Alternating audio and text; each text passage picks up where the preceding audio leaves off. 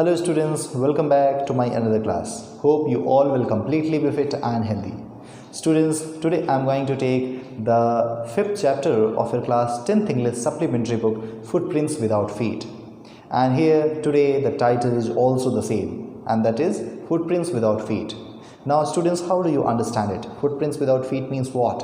What does it mean? Means पैरों के निशान बिना पैरों के. Okay? So that's the chapter that we are going to cover today. So this chapter has been written by Herbert George Wells. Okay, he was an English writer who was prolific in many genres. He wrote dozens of novels, short stories, works of social commentary, history, satire, biography, autobiography, and even 2 books on recreational war games. He is now best remembered for his science fiction novels and is often called the father of science fiction, along with Jules Verne and Hugo Gernsback. Now let's go through the introduction part of this chapter. This is an interesting story about a scientist. Students, can you suppose what will happen if someone becomes invisible? Here in this story, we are going to find the scientist named Griffin and his rare formula of invisibility. He developed a drug which made his body invisible, but at the same time the man can be touched physically. Then he misuses his power to steal money, clothes and food. So this has been the short introduction of this chapter. Now let's go deeper into the chapter, but before that let's have a look at some selected keywords. So here the first word that we have is imprints, which means an impression or the mark left behind. Then we have fascinated, which means strongly attracted and interested.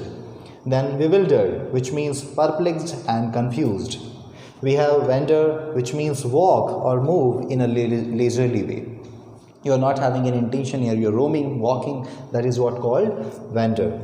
Then we have carelessly, which means unfeelingly, cruelly. Okay, the person who is callous is hardened, having the hard emotions. Then we have inn, which means a place of shelter. Okay, such a place of shelter where the lodging and food facility is available is called inn. Then solitude we have, which means the state or situation of being alone. Then eccentric means unconventional and strange. Okay, the one who is wayward is called eccentric. Then clergyman, which means a male priest or a religious leader. Then the next word that we have is furious, which means extremely angry. So these are some sort of words of this chapter. Now let's move ahead towards the summary part of this. The story is about a scientist named Griffin. He had been discovering ways which could make a man invisible, and finally he had been successful in discovering a rare drug that made him invisible. He was first noticed by 2 boys in a staircase of a house where they could just see his footsteps and started following it until the footsteps became fainter and cannot be seen. He was walking on roads and was feeling cold, so he enters a shopping center to feel warm. After the store shut down, he chooses to wear some comfortable garments and eat something there. Later, he decided to sleep on a heap of quilts in a store. The next morning, before he wakes up, some store associates had seen him and started following him. Then he removed all the clothes instantly and became invisible once again. Now he was wandering without clothes in chilly winters of London. And soon he decides to take clothes from a theatre company. From a theatre company, he stole dull glasses, bogus nose, a hat and some bandages for covering his face. Then he goes to a shopkeeper's place and stole all his money. Soon he realizes that London is quite a busy place to live like this. So he thought of moving to the Iping village, where he booked 2 rooms and started living there. After some time, his money exhausted. Okay, what does it mean? Means after he spent all the money that he had, he started stealing from people.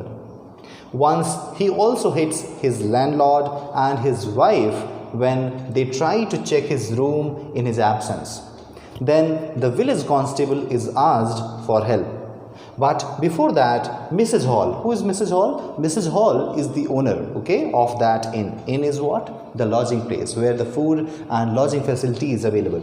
So there, Mrs. Hall, the wife of the landlord, asks him questions regarding who he is and what he did to her furniture. Okay, as when Mrs. Hall entered in his room, she found that the room was completely messy. Okay, all the things were lying here and there, and even some furniture was also broken. So that is why he asked him that why.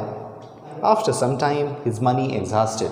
What does it mean? It means when he spent all the money that he had, he started stealing from people. Once he also hits his landlord and his wife when they try to check his room in his absence.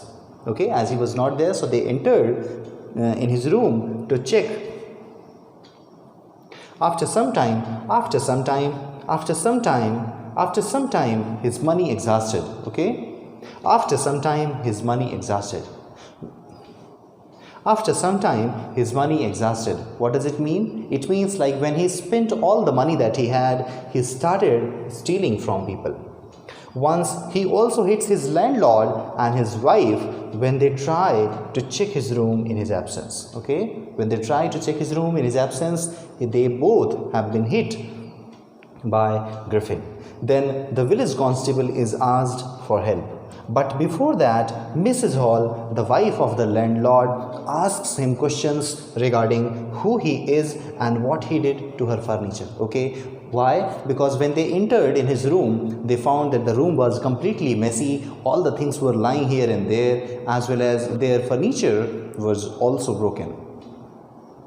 As the Griffin was being asked various questions by Mrs. Hall, this makes him really furious and he decides to show her who he really is. The people then see a headless man as he removed all his coverings off his head, and Mr. Jaffers, the constable, also finds out that he would have to arrest a man who does not have a head. Then a strange fight took place between both of them.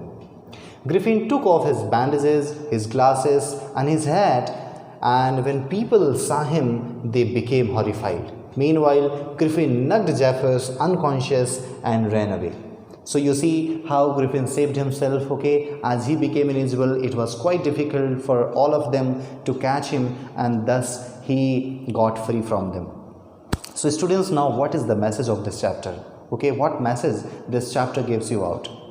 This lesson gives us a message that misuse of science and its great discoveries can make even a brilliant scientist like Griffin a monster and a lawless person who beats and robs whosoever comes in his way. So that's it for now. We'll meet in the next video. Till then, take care and goodbye.